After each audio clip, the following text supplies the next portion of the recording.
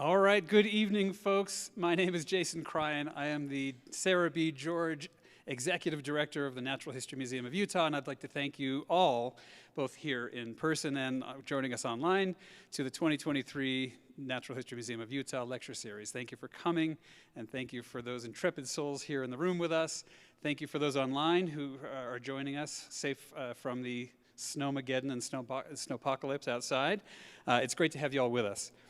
The mission of this museum, as you may know, is to illuminate the natural world and the place of humans within it. So I invite you, both here in person and at home, to find both illumination and inspiration in the speakers in this year's lecture series, which we're calling Frontlines of Archaeology.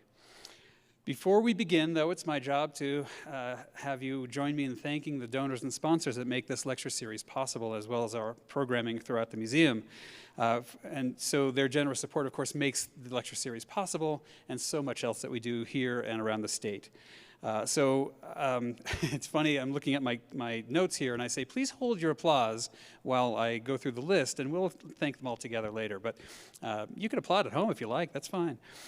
So we are particularly grateful for our founding underwriter, the R. Harold Burton Foundation, our underwriter, the Cultural Vision Fund, for their tremendous and ongoing support for this lecture series and ones in previous years. We'd like to thank our gold sponsors, the Rio Tinto Kennecott and the M. Lazy M Foundation.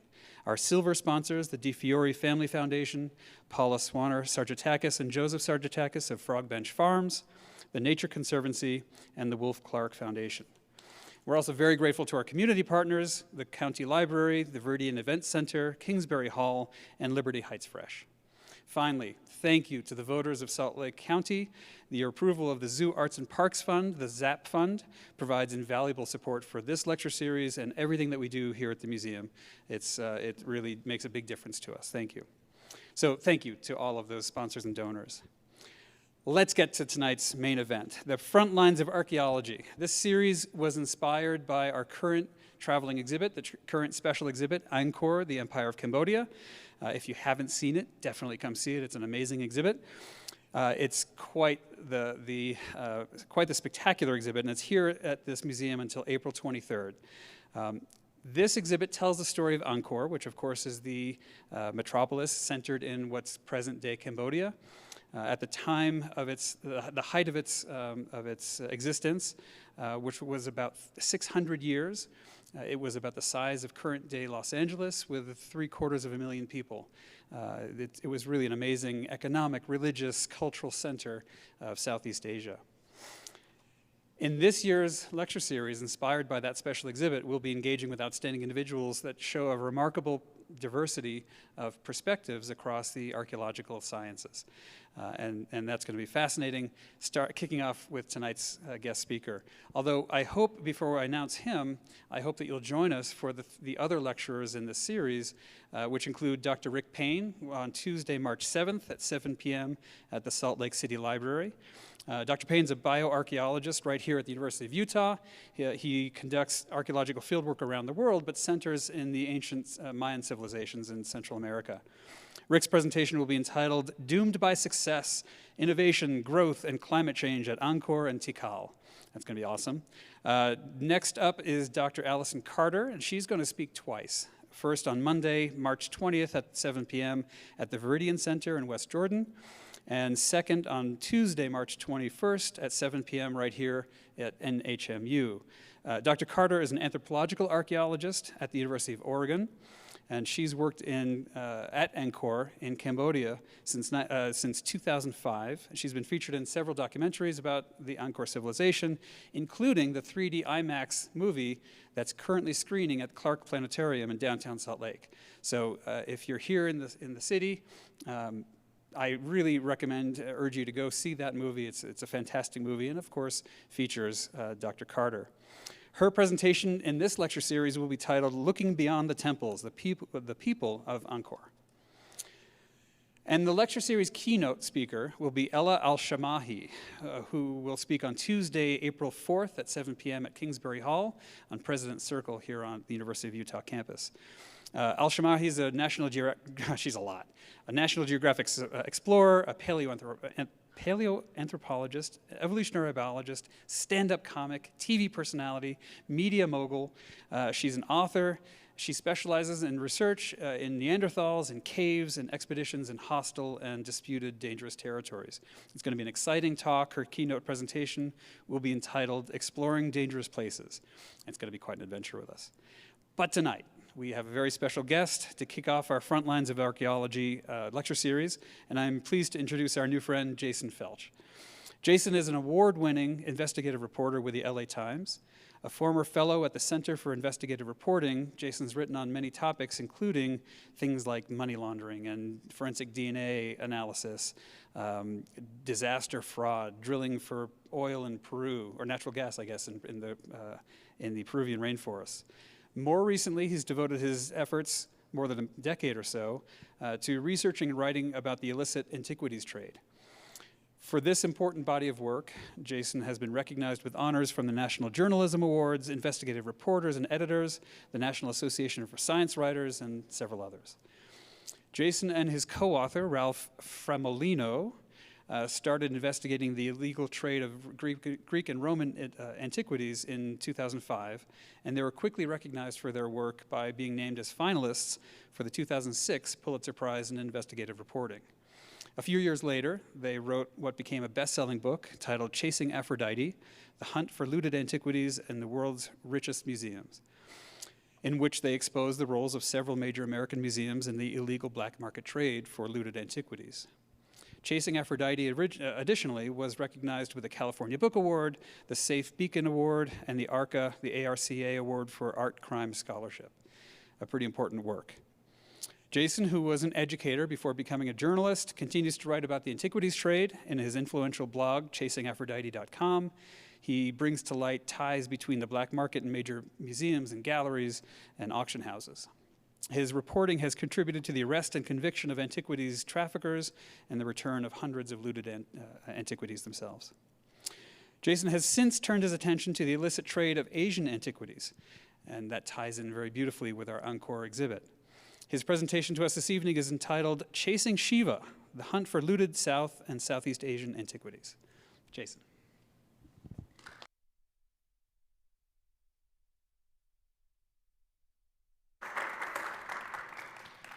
Good evening.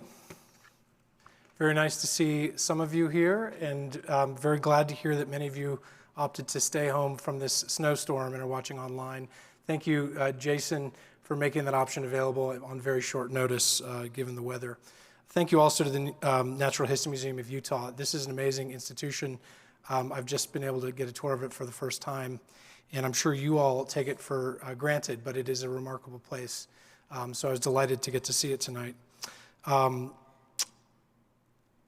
of the things that we saw was the Anchor exhibit that is on display here through April. And it's a really important exhibit, and I want to get back to why at the end of my talk. But in many ways, the exhibit that's here on loan from the government of Cambodia represents the solution to many of the problems that I'll be talking about tonight. So we'll come back to that one. Tonight, what I hope to do is tell you a true crime story that reveals a hidden side of the art world. We'll be talking about a global black market that operates in plain sight all around us. It's a black market that funds organized crime, that has been documented to have funded terrorism, and that fuels the destruction of our human history all around the world. It is also a black market that operates with the help of those at the highest levels of our society. Art dealers, auction houses, museum curators and directors, private collectors, and even academics. This is the black market in looted antiquities. It's a black market that I've been researching and writing about on and off for the past 15 years. Initially as an investigative reporter at the LA Times, where we wrote a series of stories about the Getty Museum and how it built its remarkable collection of Greek and Roman antiquities by dealing with the black market. Later, as Jason mentioned, I co-wrote a book about the topic called Chasing Aphrodite that went deeper into the history of the Getty and other American museums and explained why American museums had decided to go into business with the black market and what the consequences of those decisions were. Later, I continued to write about the topic. After the book came out in 2011, I started writing on a blog called chasingaphrodite.com and have been writing about the antiquities trade since then. My focus shifted around 2012 to other markets, not the Greek and Roman market and looting that was happening around the Mediterranean, but looting that was happening elsewhere in the world. And what I saw was that the same pattern that I'd been writing about that led to the Getty troubles was going on all around the world, particularly in South and Southeast Asia and in the Middle East. And so my research kind of turned in that direction. And many of the things I started writing about in 2012 have come back into the news in the last year or two. And we'll be seeing some examples of that. As you've noted, I am not an archaeologist, so while I'll be speaking about archaeological objects, I'm not an expert in the material cultures that I'm talking about. I'm an expert in investigating trafficking networks and organized crime networks. And it turns out that many of those networks, their tentacles end at our local museums. So that's how I got into this, and that's my expertise. The story I want to tell is really the story of three prominent dealers who were, at the time, the leading figures in this market. Let's see if I can get the clicker to work. Here you see them here. That's Subhash Kapoor, Nancy Weiner, and Douglas Latchford.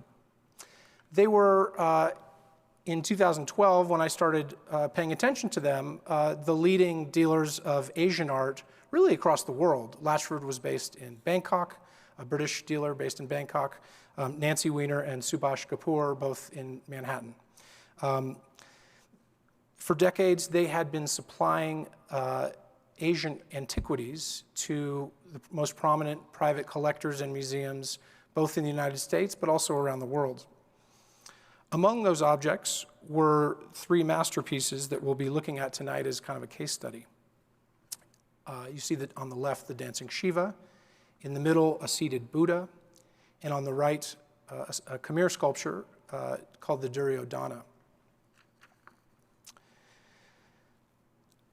The journey that these three objects took through the black market is a way to understand how the black market works, how the art market operates and does business with organized crime, and how museums and curators and private collectors and academics became entangled in this criminal network and came to rely on that network over many years. The stories will illuminate how we, in an effort to save these objects and preserve them from history, actually ended up fueling their destruction. Taken together, these three cases have triggered a change in our thinking, not just here in the United States, but really around the world. And you'll see it if you pick up the newspaper almost every day. There's a change in thinking about museums and the role museums play in our lives, and about how museums got the objects that are on display there, and about what the consequences of those acquisitions were, and about where those objects rightfully belong. The Elgin marbles has been in the news again. These are the famous Parthenon sculptures that were removed from Athens and taken and ended up in the British Museum. There are active conversations now between the British Museum and Greece about the return of the Parthenon sculptures. But every museum in this country right now is facing questions about its collections, both from its Native American collections and whether those objects should go back to the communities they were taken from, and from Nazi looted art, objects that were taken during the Holocaust, and the topic I'll be talking about tonight, which is really contemporaneous looting that is happening today, post-World War II, the plunder of archaeological sites, and the trafficking of objects from those archaeological sites to institutions and private collectors. Collecting ancient art for a long time has been a really highly valued pursuit, something that is both aesthetic and intellectual, and something that people, particularly wealthy people, have used to build their reputations and be philanthropic. But through these case studies, we'll see that there is also a dark side to that practice, and one that has come to light through, in large part, these recent controversies. So let's begin with our dancing Shiva. In 2008, the National Gallery of Australia in Canberra purchased a bronze sculpture of Nataraja, the dancing Shiva, from an American antiquities dealer. They paid $5 million. The bronze figure dates to the 10th century and depicts a Hindu god, Shiva, as the lord of dance, prancing in a ring of flames as he steps on the head of a dwarf, who represents ignorance.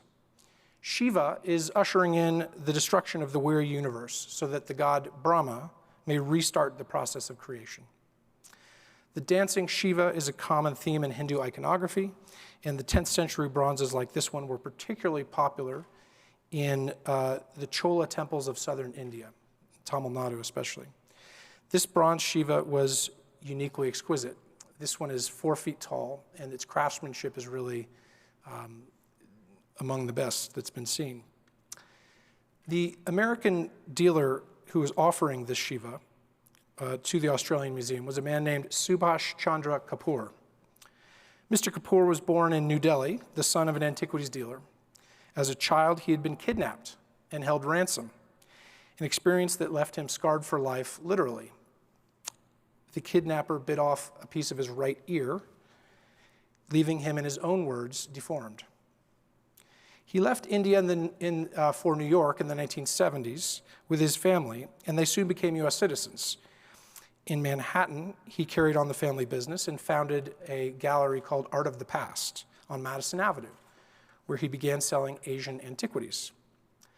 Kapoor speaks English, Hindi, Urdu, Punjabi, and used these languages in his knowledge of the region to travel throughout Asia, building relationships with people who would sell him and supply him with artifacts.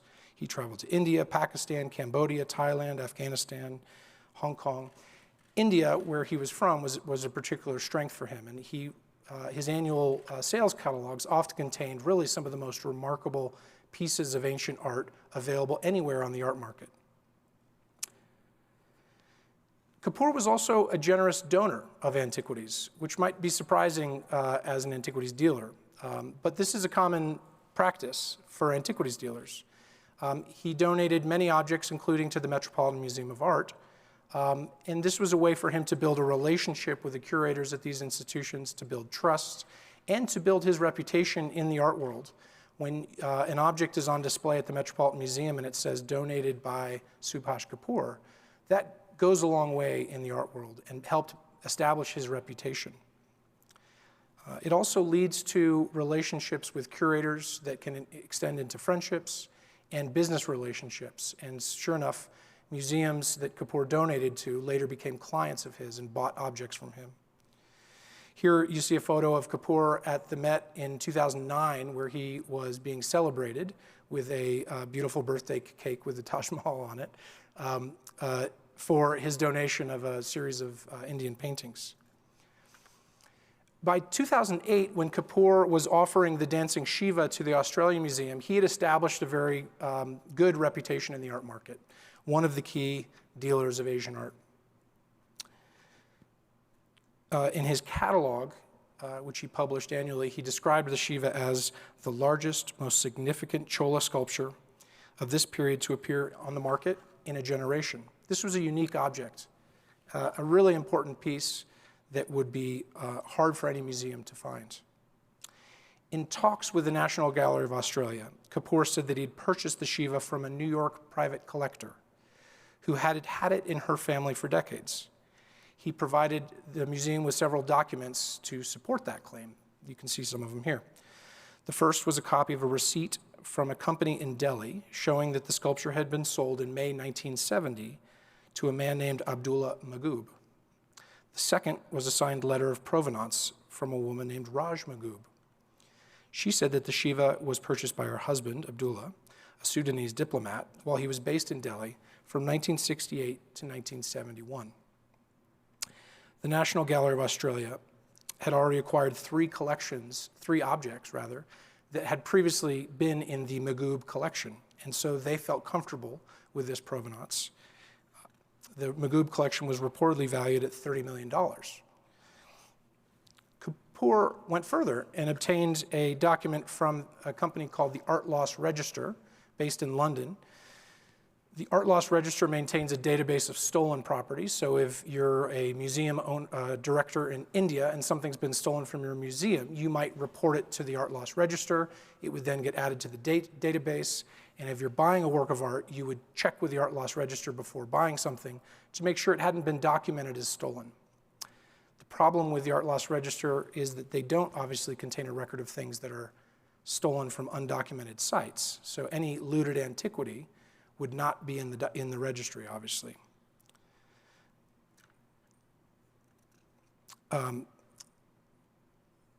The National Gallery of Australia did its due diligence before making the acquisition and asked a series of questions of Mr. Kapoor. When had he first acquired the object? They checked these records and largely felt satisfied with the story, the ownership history or provenance of the Shiva before they purchased it.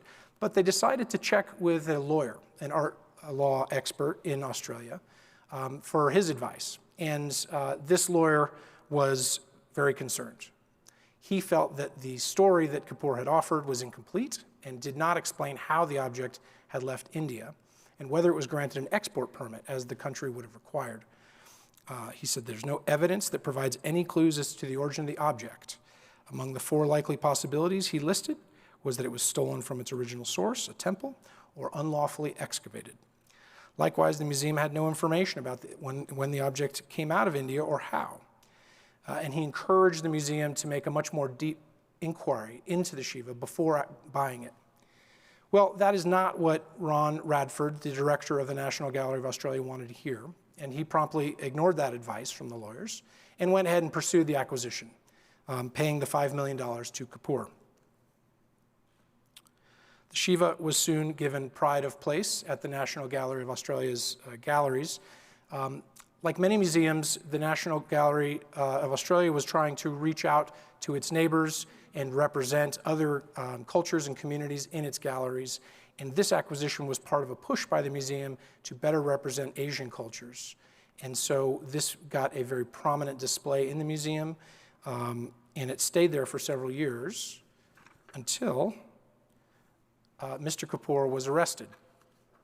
He was on a business trip to Germany and was quickly extradited to India on charges of trafficking in looted antiquities. The Manhattan District Attorney's Office in New York had been investigating Mr. Kapoor's imports for several years and had seized several of these imports with agents from Homeland Security Investigations, the federal agents who investigate these crimes. And they had been monitoring Kapoor's activities for quite some time.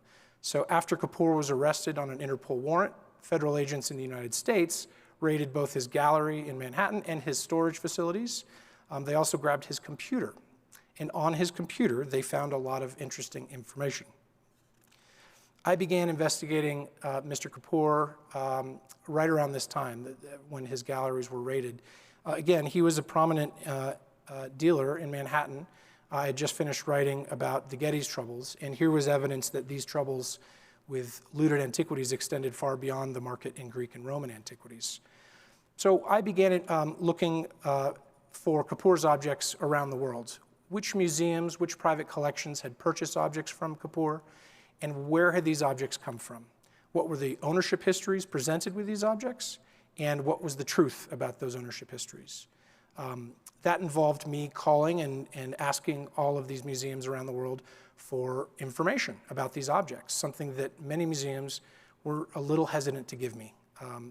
There is no clear policy in the museum world about whether museums need to be transparent.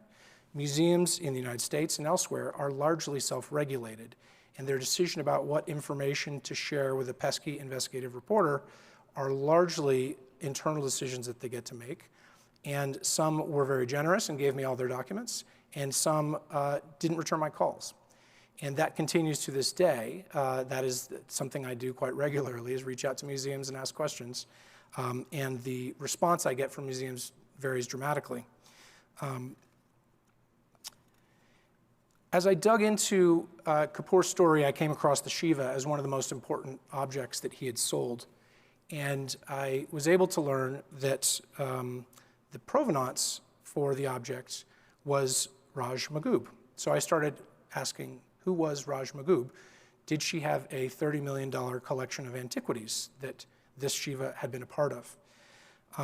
The ownership document provided to the National Gallery of Australia included her home address. So I took the audacious step of Googling that address and saw that her house at the time that she sold the object was in a blue-collar, working-class suburb of Philadelphia. That's it on the top, that little corner apartment. After selling that house 2 years after the sale for $89,000, she moved to Queens into an apartment on the 5th story of the building, the brick building you see on the bottom. It struck me as unlikely that a $30 million collection of Asian art, including a 4-foot-tall bronze Shiva, had existed in either of these buildings. So I came to suspect that Magoob was not the actual former owner of this object. As I looked more deeply at her, I noticed on Facebook that all of her friends were members of Kapoor's family, and that Raj Magoob was likely a friend of the Kapoor family. That was a clue that the ownership history given to the museum was likely not correct. The question was, what was the real story of the Shiva? For that, I teamed up with my friend Vijay Kumar, who at the time was living in Singapore. He's from Tamil Nadu, from Chennai in India, the home of many of these Chola-era temples, and is a self-taught expert in Indian art, but especially Chola-era bronzes. And Vijay, who was living in Singapore at the time, ran a blog called Poetry in Stone, where for the most part at the time, he was writing admiring blog posts about the beauty of Indian art and studying Indian art. Well, Vijay and I were connected because some of the art that he had been admiring and studying through his appreciation of Indian art were objects that I was finding in American museums. And we realized that together we could track down some of these objects. Me working the museum side in the US and Western countries, and Vijay working his sources in India to figure out where these things had been stolen from. That's what we did with the Shiva. He knew that the French Institute of Pondicherry had archives, historical archives, where many of the important temples of South India had been documented in the 50s and 60s, and the idols inside had been photographed. So he went to the French Institute of Pondicherry and found an image of the Shiva that you see on the right. It looked a lot like the Shiva on display at the National Gallery of Australia. Confidential sources also gave me another set of photographs. These were photographs that had been found on Kapoor's laptop. These are photographs that had been offered to Kapoor, pictures of objects that had been offered to Kapoor by Indian smugglers while the objects were still in India. And this one again, which you can see front and back, pictured while in India in 2006, looks a lot like our same Shiva.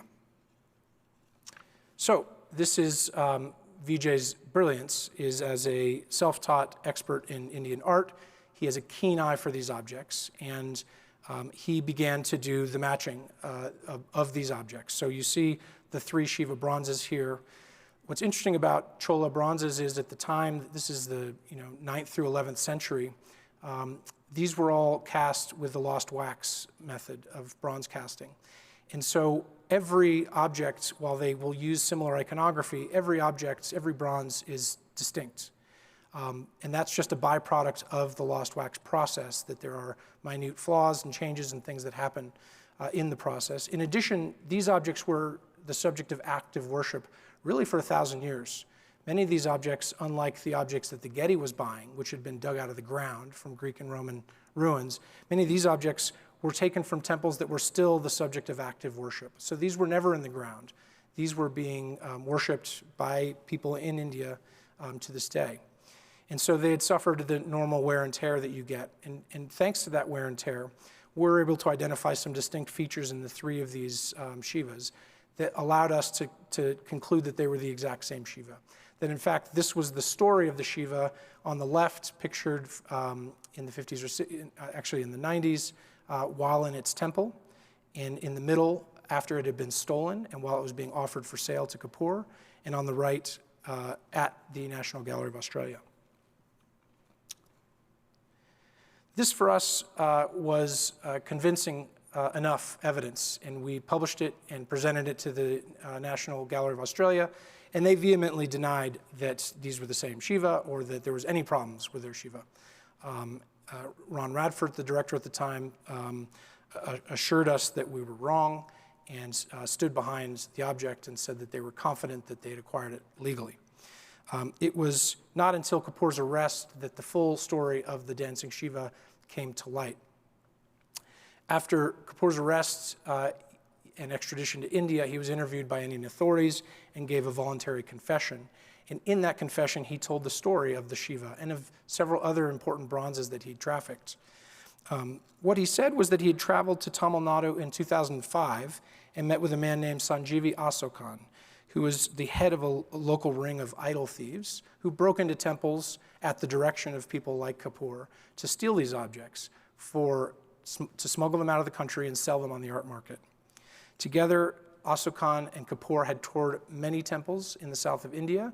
Kapoor would point to the objects that he thought could be sold on the market in New York, and Asokan returned later with a team of thieves, broke into these temples, and stole these objects. The Shiva was one of these objects that was stolen. Reportedly, Asokan paid 700,000 rupees to his team of traffickers. Here's the temple that the Shiva was stolen from. It had been under active worship until really recently, after rumors had surfaced that there was a hive of killer bees in the temple, and people stopped worshiping there. Some people suspect that the rumor about the hive of killer bees was invented by the temple thieves because they wanted to steal the idols. To smuggle these objects out of India, Asokan used his export company to package them up with a bunch of handicrafts. These are the Indian icons that you see as home decor that are made in contemporary times but look like ancient objects. He packaged the authentic ancient Shiva with modern handicrafts, sent it to New York, and Kapoor got it to his gallery, where he later offered it to the National Gallery of Australia. For his work stealing the Shiva and several other icons, Asokan was paid $335,000 US. Kapoor, you'll note, made $5 million off of this sale. Here's the account of Asokan and some of those figures. After these facts came out, both through our reporting and through the investigative work of the Manhattan District Attorney's Office and HSI agents and the Indian authorities, the National Gallery of Australia was forced to give up the dancing Shiva. Here you'll see a picture of Narendra Modi, India's Prime Minister, receiving Tony Abbott, the Australian Prime Minister, at the presidential palace in India. And Abbott has brought the dancing Shiva and another Kapoor object to Modi as a gesture of goodwill. So as you can see, the return of these objects gets us into the geopolitical relationship between these countries. The story of the dancing Shiva is one of several stories told in Vijay's excellent book, The Idol Thief. I recommend you read it. It's on Amazon. It's a great rollicking tale of an investigation by myself, Vijay, and a team of other people, including Michaela Boland at the Australian newspaper, and Damien Huffer, an archaeologist, and several other people who we won't name because they're confidential sources. But it was really a team effort, all of these cases were, and Vijay does an excellent job telling that story. To give you a sense of context for the dancing Shiva, this is an accounting of what was found in Kapoor's warehouse on the day that it was raided by federal authorities. So remember, he had been in business for 30 years before his arrest. And this is what was found on the day of his arrest. So $100 million worth of antiquities, those are estimates, ranging really from across Asia, India, Pakistan, Cambodia, Nepal, China, 2,622 objects in total. So this was one dealer in Manhattan's inventory at the time of his arrest. There are dozens of dealers like Kapoor out there, and many of them have similar inventories. They just haven't been seized yet.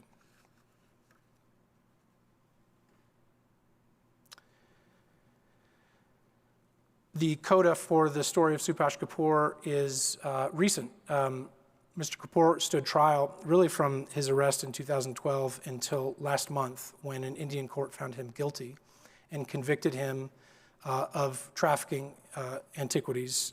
The Shiva was among the dozen or so antiquities that he was convicted of trafficking. Asokan was also convicted, and both were sentenced to 10 years in jail and a rather minor fine. U.S. authorities also want to try Kapoor for his crimes, many of which were committed in the United States, and they have asked to extradite Kapoor to the United States so he can stand trial here. That is the story of the dancing Shiva. Next is our seated Buddha. It once again features the National Gallery of Australia. I'm not picking on the National Gallery of Australia. They were acquiring a lot during this period, but it just happens that they got these two masterpieces that I'm talking about. Plenty of American museums, as we'll see, were also involved. In 2005, the National Gallery of Australia was offered this rare sculpture of a seated Buddha, carved from red sandstone. It had been looted from the ancient Indian site of Mathura, the second capital of the Kushan Empire. And there were only a handful of such sculptures that had ever come to the market before. The asking price for this object was $1.2 million. The dealer offering this was not Kapoor, this was Nancy Weiner. Nancy Weiner was a very established dealer in Manhattan, and like Kapoor, a second-generation dealer. Her mother was Doris Weiner, a very prominent early dealer in Asian art. She had sold to the Rockefellers, she had sold to the Met. She really helped pioneer the taste in Asian art in the 50s and 60s and continued to be a leading dealer through her death in 2011. Christie's called her one of the most distinguished tastemakers in this collecting category. After Doris Weiner's death, her daughter Nancy, who had traveled with her mother often to these buying trips to Asia, took over her mother's business, opened a gallery under her own name called the Nancy Weiner Gallery, and maintained the network of suppliers and clients that her mother had established over decades, propelling her really quickly to be one of the most prominent dealers in Manhattan. When Nancy offered the seated Buddha to the National Gallery of Australia, she also had some paperwork, an ownership history that went with it.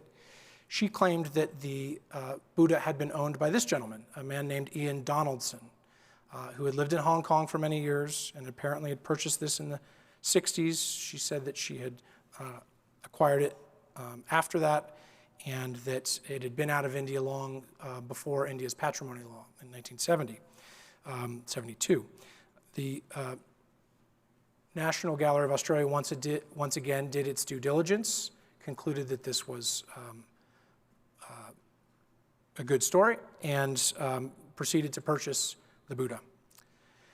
It was around 2012 when I got a call from an anonymous source who told me that there was problems with the seated Buddha.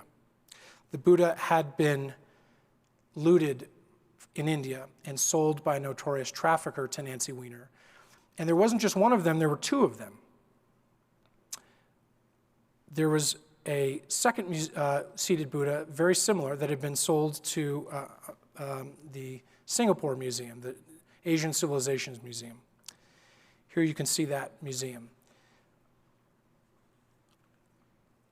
I shared that tip with my friend Michaela Boland at the Australian newspaper. We wrote a story about it, yet another problematic piece at the National Gallery of Australia. Once again, Ron Radford, the director there, denied that this object had been looted. And yet we came up with information that suggested otherwise, including robber photos. As you see on the right, that is a photo of the object in transit soon after it was stolen and being offered to Nancy via email. So these two objects had both come out of India, had been offered by Nancy to different museums, and acquired by those museums without sufficient questions about their origins. The National Gallery of Australia belatedly began an investigation of this object after we raised these questions and reached out to an expert named Don Statner who had authenticated these objects for Nancy Weiner. And he told the museum that they didn't need to worry, that this was definitely authentic, but that they should worry because it was almost certainly looted. And he knew the site that he believed it was looted from, and he had traveled with Nancy Weiner to India on buying trips, and he believed that this had come from an illicit excavation. That information was enough to trigger the National Gallery of Australia to return the object to Nancy Weiner and ask for a refund. She had provided a warranty for that. And the object was returned to Nancy, and the museum recouped its $1.2 million, which is a rare event. Usually when museums have to give up looted antiquities, they lose whatever they spent on the acquisition. The false provenance given to both of these objects had come from, according to Don Statner, this Ian Donaldson was a false provenance provided by a British dealer in Bangkok who had done Nancy a favor by coming up with this false provenance. And so that provided more information about who Ian Donaldson was. I did my own research into him and found that indeed there had been an Ian Donaldson living in Hong Kong at the time, but he had passed away, and so there was no way to ask him. Again, it was not until later that we learned the true story of Ian Donaldson. The National Gallery of Australia gave it back and to Nancy Weiner. It was returned to India like the dancing Shiva, and it was only later when Nancy Weiner was arrested in Manhattan by the Manhattan District Attorney's Office and charged with trafficking in looted antiquities that we learned the full story of the seated Buddha. After her arrest in 2016, she began cooperating with authorities, and she gave a statement, a confession, in which she described her own participation in this trafficking network. And what she told us was that she had traveled to India and met with a man named Vaman Giya, and acquired both of the seated Buddhas from Vaman Giya. Vaman Giya was a notorious antiquities trafficker. Here you can see elements of her confession where she tells the story. And here is a New Yorker profile of Vaman Giya in which he is described in 2007 as one of the biggest antiquities smuggling rings in history. In the years since Nancy Weiner's arrest, U.S. authorities have tracked down objects that she sold to museums around the world, and objects that her mother sold to museums around the world. As I said, Nancy used the same supply networks as her mother, and so many of these objects have since been returned. Most recently, the Manhattan District Attorney's Office, as recently as November of last year, returned an important Khmer sculpture to Cambodia. In their press release describing the need to return this object, the Manhattan District Attorney's Office says that Doris Weiner directed the looters to this object and instructed them how to loot the temple to acquire this object for the New York art market. Nancy was sentenced to a crime. She was sentenced to time served because she had been in custody, cooperating with authorities for many years, and she has since been released. Objects that she and her mother have sold continue to sit in museums around the world, and that's one of the things that we continue to do, is press museums to disclose the full information that they have about those objects and investigate whether those were legally acquired. The final object we'll talk about tonight, and my favorite object of the three, is the Duryodhana. The Duryodhana is a Khmer sculpture from ancient Cambodia. It was offered for sale by Sotheby's in New York in March 2012. And in its sales catalog, Sotheby's described it as among the greatest masterpieces of Khmer art. This was a unique piece from a temple called Kokher, which was the capital of the Khmer kingdom before it moved to Angkor. And some of the finest Cambodian, ancient Cambodian sculpture that we know comes from this temple. In fact, from one specific site at that temple, Prasat Chen, many objects have emerged and ended up at museums around the world. I will skip ahead and tell you that there is a astounding Kokher sculpture from Prasat Chen upstairs tonight. We're going to come to it, but it was returned to Cambodia and then lent to this museum. I just got to see it. I was very excited.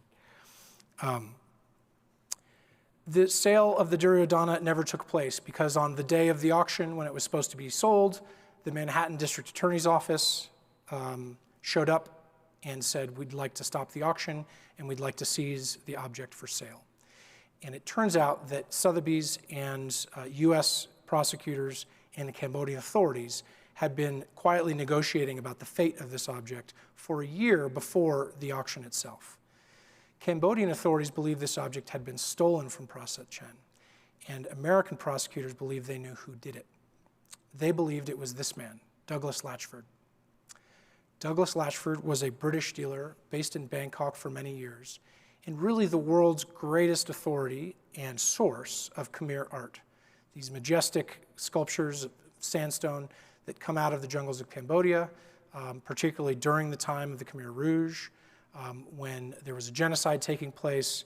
Many of these temples were looted, and these magnificent sculptures left Cambodia, ended up in Bangkok, and Douglas Latchford, according to the US government, was the key trafficker of these objects. The US Attorney's Office in the Southern District of New York filed a forfeiture order against the Duryodhana, and in that forfeiture order presented evidence that Latchford had smuggled this object out of Cambodia, sold it through an auction house called Spink in London, and it had been acquired by a Belgian collector who was now trying to auction it years later at Sotheby's. Among the evidence that came out was the role of Sotheby's in selling this object despite their knowledge of its origins.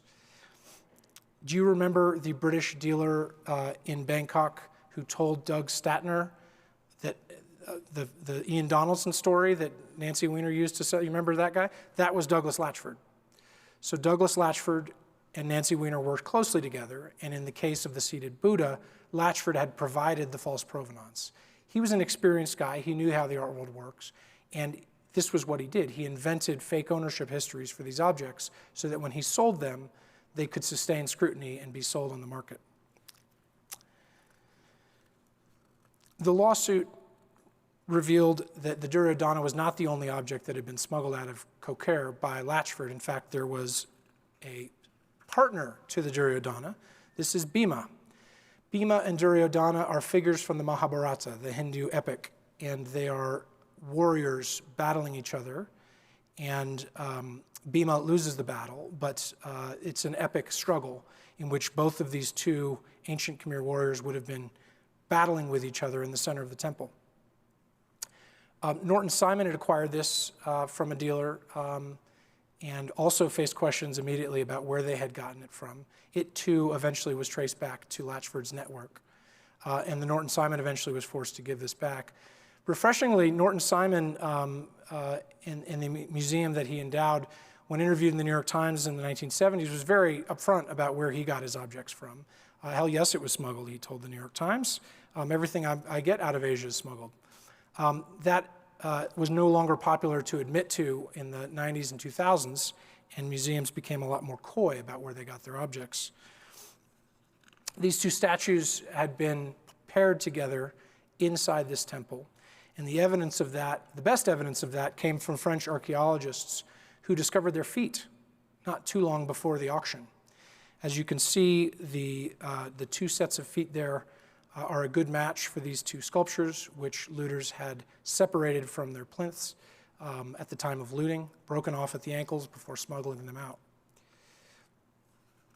Further evidence came through discovery with Sotheby's in the litigation that ensued.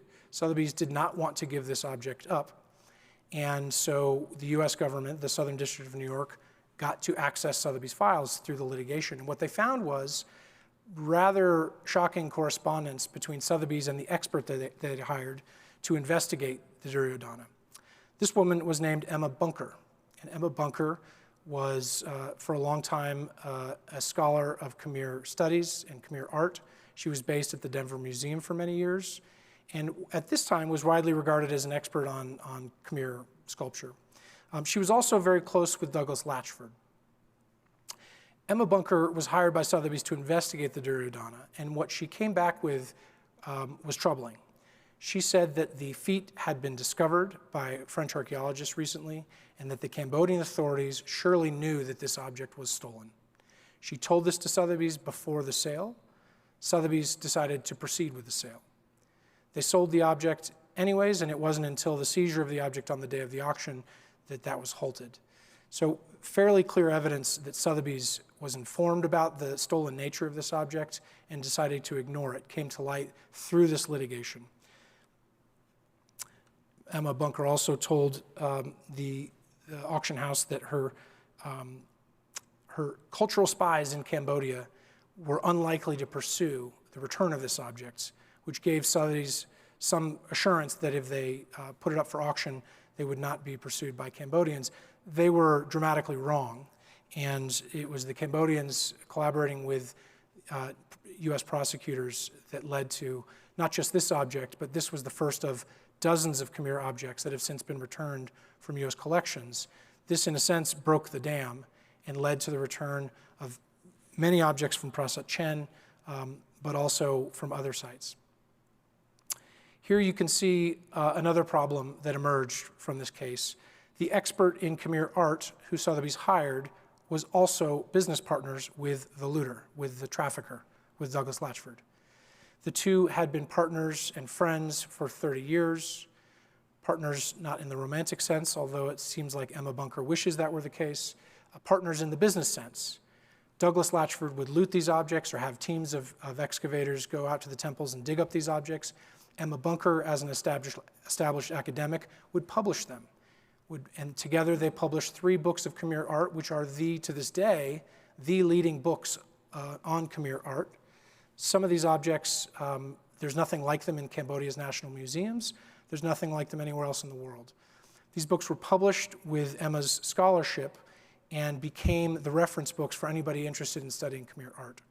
They were also a sales catalog, because what they were doing was laundering looted antiquities through an academic publication.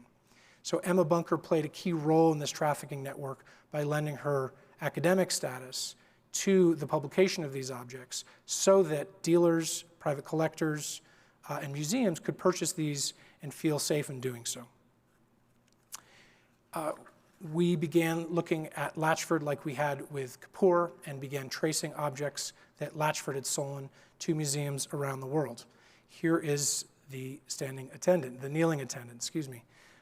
This was at the Metropolitan Museum of Art. If any of you have visited the Khmer galleries at the Met, you will recall that until recently, there were 2 of these sculptures framing the door to the Khmer galleries. These were the kneeling attendants. Both of these, if you look at the ankles, you'll see they were hacked from their plinths like the Duryodhana was. 2 of these framed the entrance at the Met and were returned recently. You can also see a Harihara that was at the Cleveland Museum. Here is Martin Lerner, the Met's curator of South Asian art for 30 years with Douglas Latchford. The New York Times recently reported that Lerner and Latchford were very close. Many of the objects that were donated to the Met from Cambodia came from or were given in honor of Martin Lerner. And Martin Lerner, after leaving the Met, went into business with Latchford and began providing authenticity statements and appraisals of the objects that Latchford was selling, effectively playing a role similar to Emma Bunker, using his credibility as a scholar, not just any scholar, but the Met's curator of South Asian art, to aid Latchford in the sale of looted objects.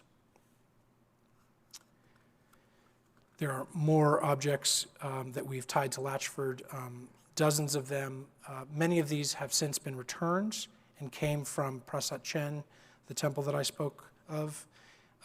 Here is an excellent diagram from the New York Times, which did groundbreaking coverage on this case and showed where these objects might have sat at Prasat Chen in their original context.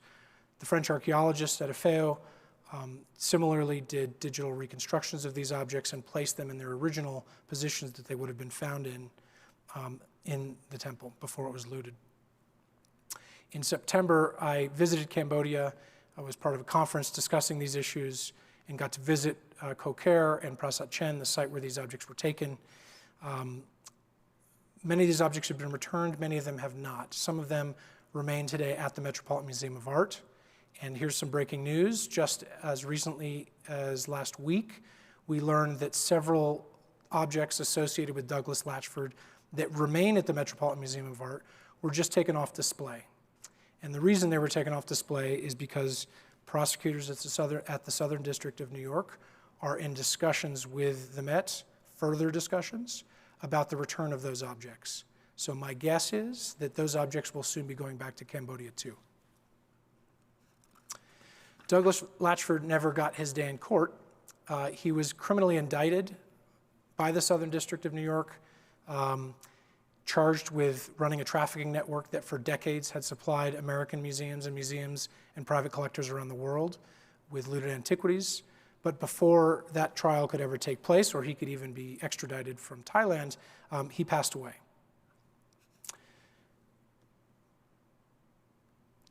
Academics who study the illicit antiquities trade often talk about the Janus figure. Janus was the Roman god who had two faces, and he would look to the past and to the future at the same time. They call them Janus figures because the illicit antiquities trade requires people who have a unique ability, the ability to, with the one hand, deal with the black market, manage a network of looters and smugglers, organized crime figures who are looting these objects and bringing them out of these countries. And with their other hands, be able to enter the polite society of the art world and speak with highly educated museum curators, very wealthy private collectors, and present these objects as if they're perfectly legitimate acquisitions. So this two-faced nature of these Janus figures is what makes the antiquities trafficking networks work. We've looked at three of them. Kapoor managed networks all across Asia, dealt with museums all around the world. Nancy Weiner, similarly, was widely accepted in New York society as a leading dealer, but at the same time was managing criminal groups who were trafficking these objects. And Douglas Latchford, who died before he could face trial, but there's ample evidence, including now his own hard drive, to support the fact that for decades he was managing a similar illegal operation. To give some context to these three case studies, this is just a sampling of seizures by the Manhattan District Attorney's Office. The Antiquities Trafficking Unit in Manhattan is the only unit of its kind in the United States that dedicates itself exclusively to the antiquities trade and breaking up these networks. They've seized thousands of objects, and as you can see, many of them come from South and Southeast Asia in recent years. The reason I thought it was so important to be here for this talk and to be here today and before April when the Angkor exhibit leaves is because what we're seeing in these case studies is the byproduct of a crime that's been committed really for centuries and that continues to this day to be a key way that museums acquire ancient objects in their collections. This is not an old problem, it is an ongoing problem. The way to break the problem, the way to sever the ties between private collectors and museums and the trafficking networks is one, better due diligence, more investigations. The people doing the inquiries at these institutions don't want to know the truth about where these objects come from. So as we've seen in each of the case studies, the questions they asked were not sufficient. In fact, they were so insufficient that someone like me could come along and ask a few questions or run a Google search and poke holes in them. So one is better due diligence inside museums. But really, we need to disrupt these Janus figures and disrupt the link between supply and demand. And to do that, museums need to find ways to acquire these objects legally and in a way that honors the cultures that they come from and does not rely on the black market. And the Anchor exhibit upstairs, which I encourage you to go see, is a really great example of that. These objects, many of which were seized from US museums and returned to Cambodia, usually under legal threat, are now back in the United States, and they're on display at a local museum. But they're here legally with the involvement of the Cambodian government, which will no doubt see some benefit from their exhibition here, and with the input in the display and interpretation of those objects from Cambodians. In April, when the exhibit's going to close, Jason was telling me that a local Cambodian community, I didn't know this, but Salt Lake City has, I think, the country's second biggest Cambodian community. A local dance troupe from the local Cambodian community will be here to celebrate the end of the exhibit. I would encourage you to go see this, because to me, this type of exhibit is the way forward. It is the way that we can finally, for once and all, sever the ties between museums and the black market in looted antiquities. That's my talk. Thank you so much for sticking with me, coming out in the snow, and I'd be happy to take some questions.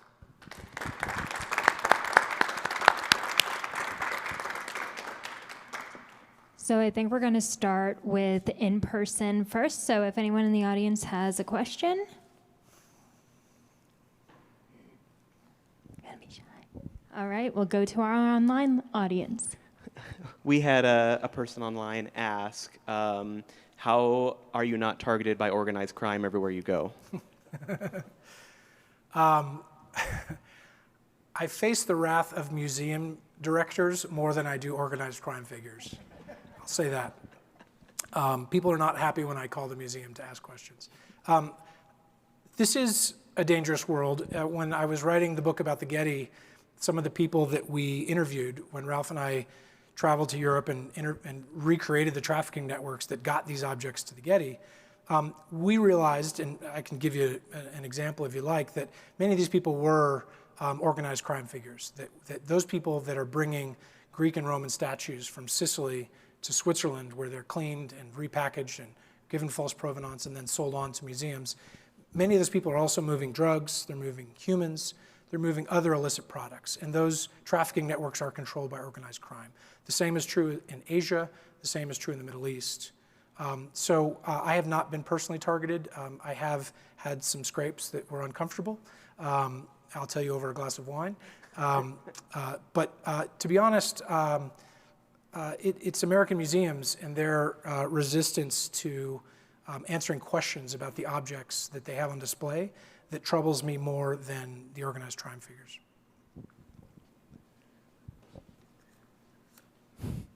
All right, I have another question online, if there's not one here. Besides public shaming, how can museums be held accountable? That is a great question. Public shaming is obviously my favorite tool. Look, museums are, the art world is the world's biggest dark market, meaning it is largely unregulated. In the United States, it is even more serious because we do not have a Ministry of Culture. There is no government agency in charge of monitoring the art market or museums. It is entirely self-governed, and in some ways that's a good thing. Our museums are by and large nonprofits that are funded by donors.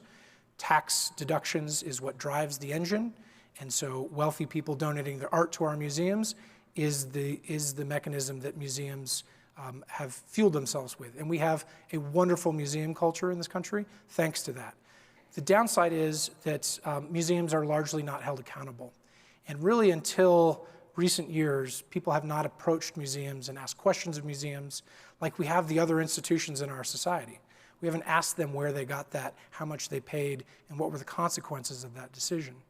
And that is beginning to change, and that's the thing that I see every day in the newspaper all around the world, is that people are beginning to reconsider the role of museums in society.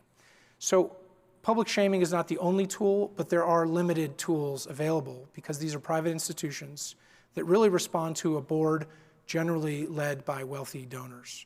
And so museums like the Met, which has been repeatedly in trouble for acquiring looted antiquities and is resisting giving back many of those antiquities, they're responding first and foremost to their board members. Their board members are wealthy collectors who want a tax write-off when they donate their collection. That is the mechanism that exists right now. And so public shaming, prosecutions, law enforcement investigations are the tools we're using to try to move the needle. They're imperfect. The museum community itself has had various efforts at reform through their associations. But as we can see, the problem continues. So I don't have an elegant answer. It's, as an investigative reporter, you're not supposed to stick with the same story for 15 years, but the issue hasn't gone away, so I'm still writing about it. We have another question. What happens to antiquities that no longer have an obvious home, where the borders have changed to new geopolitical borders, or the civilizations are long since gone? Yeah, it's a great question. A lot of people, there's a lot of talk about repatriation these days, and what we're learning is that repatriation, while it may feel like the right thing to do because of the way the objects were acquired, who you give an object back to, where it goes when it goes home, who gets to decide that, are very complicated questions. And again, imperfect questions. So in Cambodia, many of these objects are going back to the government of Cambodia. The leader of the government of Cambodia is Hun Sen, an autocratic former Khmer Rouge leader who's not necessarily the guy you want to be friends with. But that is who is going to determine where the returned objects go in Cambodia. Now, there is a rich community of scholars and archaeologists and museum officials in Cambodia who are, I think, making good decisions about where these things should be housed going forward. But similar questions arise when you return objects to countries like Syria or Iran. Who will you give these objects back to, and what will happen to these objects? A number of objects have been seized from Afghanistan. These were smuggled out of Afghanistan, some of them under Taliban rule. Taliban now controls Afghanistan. We are returning looted antiquities, in some cases, to the people who might have played a role in smuggling and trafficking them. So these are complicated issues. It is easier to determine the ethics and morality of whether institutions acquired something correctly. It is more difficult to figure out what should happen to these objects once they go back. Tanner Morris wants to know, how has John Oliver's Last Week Tonight recent piece on provenance impacted your work? Are you seeing greater awareness and interest in that topic? It's funny, for any of you who missed it or don't know John Oliver, he has a very funny TV show on HBO, and he does a long, it's comedy, it's investigative reporting disguised as comedy. He has a long segment on a show where he goes deep on one topic, and a few months ago, he went deep on my favorite topic, the subject of looted antiquities, and had a very well-produced, well-thought-out, 12-minute presentation on this, but in the classic John Oliver comedy style. For me, it didn't change anything. He was telling stories that people who follow this have been telling for a long time, but it was an important signal for me, and that signal is that this issue, which again, I've been writing about for 15 years, often to an audience that's rather small, has taken on a new level of consciousness, that there is some change in the zeitgeist in the United States, but really all around the world, where people are thinking differently about these objects, about museums, and about the consequences of acquisitions, and about repatriation.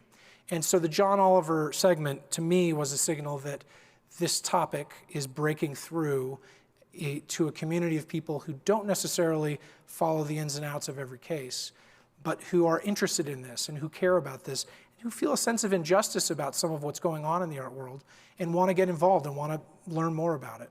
And that's no doubt why I'm here tonight, right? Because there is interest that is broader than the art world in these questions. Janine Jarva asked, you said that there was a specific object in the Angkor exhibit at NHMU that you were especially excited about. Could you elaborate on that object? I will elaborate. Let me go back to the Met's kneeling attendant. There's two of them. Both were at the Met. Both were returned to Cambodia. One of them is upstairs. I don't know which one. They're nearly identical. As you can see at the ankles, they've been hacked off of their plinth, and we're at the Met like this. Since being returned to Cambodia, they've been reconnected to the beautiful sandstone stand that they were created with. And so when you go upstairs and you see it, you'll notice that it has this gorgeous pedestal that it's sitting on, made of the same sandstone, beautifully carved. Khmer art is really some of the most beautiful art in the world, and these are some of the best pieces in the world. And the fact that they were in American museums and now have gone back to Cambodia and then are here again legally really brings me great joy. Tracy Hyatt asks, what was the initial draw, or how did you get involved in this line of investigation? I stumbled into it. I was a new reporter at the Los Angeles Times in 2004. I had not done much investigative reporting. I was a new reporter, although not a young man. And the head of the Getty Museum, one of the more prominent art institutions in Los Angeles, quit unexpectedly. And the investigative editor came to me, Vernon Loeb, and said, I want you to help the arts team figure out why the director of the Getty Museum quit. That was in October 2004. I spent a year investigating the Getty for tax issues and their CEO's misuse of their tax-exempt funds. And it was only after that that a source told me that the real scandal at the Getty was not abuses of the tax code, it was their antiquities collection, which had all been stolen. And I knew nothing about it at the time, but I was intrigued and have been on that topic ever since. Kevin Johnson asks, to play devil's advocate, what about the argument that it belongs in a museum, or that the countries of origin will not care for these objects if they are returned? Kevin is quoting Indiana Jones, who famously said, it belongs in a museum. Indiana Jones, while a hero to some, is really the most notorious tomb robber we know. And I wouldn't look to him for ethical arguments. But let's entertain the question. That is a serious question because it is the justification that museum people have used and colonial powers have used for generations to justify the acquisition of these objects. Going back to the Elgin marbles, going back beyond that, the history of colonialism is imbued with the sense that we know better than you how to take care of these objects, how to appreciate these objects, how to study these objects, and therefore us taking them away from you is somehow justified by our, intellectual pursuit of kind of the beauty of art and what these objects mean. That, while it sounds like a very 18th century idea, really when I started writing about this stuff in 2005 was the dominant ideology in museums, from Philippe de Montebello at the Metropolitan Museum of Art to Jim Cuno at Chicago and later at the Getty, down.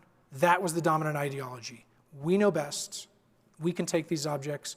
If you send them back, they're going to be in some obscure village. No one's going to see them. And aren't they better with us?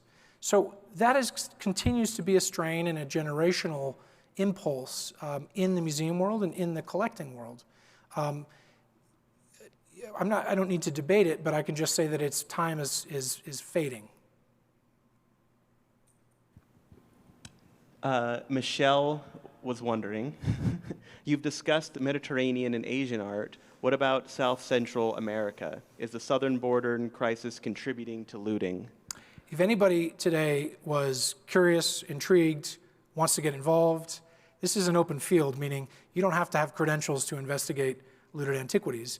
You need to be curious and ask museums questions. The Central American, South American, pre-Columbian antiquities is a great unmapped world. Horrendous looting throughout the 70s, 80s, 90s, today, throughout Central and South America. Amazing collections that were built up rapidly in the United States during those same period of times. Clemency Coggins, an archaeologist who really in some way put this issue on the map in the 1970s, started connecting the dots between looting in Central America and American expanding collections, and said these objects are coming out of these sites. It is not that region, like other regions, such as Africa, have not received the same attention that Greek and Roman and Mediterranean antiquities have received, and now, like South and Southeast Asian antiquities have received. It's an important issue, and it has not been deeply investigated. There just aren't enough people looking at this. Literally, there's probably 24 of us. We all talk to each other on Twitter every day, and it's a small crowd that does this work. But we need more of you. And that's all for questions. Thank you very much. Appreciate you coming out. Thank you, Jason. Okay, friends, thank you, Jason. That was fantastic. It was fascinating and thought-provoking. I will underscore his invitation to you. If you haven't seen the exhibit, the Encore exhibit, please do check it out. Come back when it's not so snowy, perhaps, and see this remarkable exhibit. Thank you again to our lecture series sponsors, our Harold Burton Foundation, the Cultural Vision Fund, Rio Tinto Kennecott, M. Lazy M Foundation, the DeFiore Family Foundation, Frogbench Farms, the Nature Conservancy, and the Wolf Clark Foundation, as well as the Salt Lake County Zoo Arts and Parks Fund, the ZAP Fund. Thank you for being here tonight. Thank you for joining us online. Please come back on March 7th, not here, of course, at the Salt Lake City Library for Rick Payne, and thank you again for joining us. Have a good evening.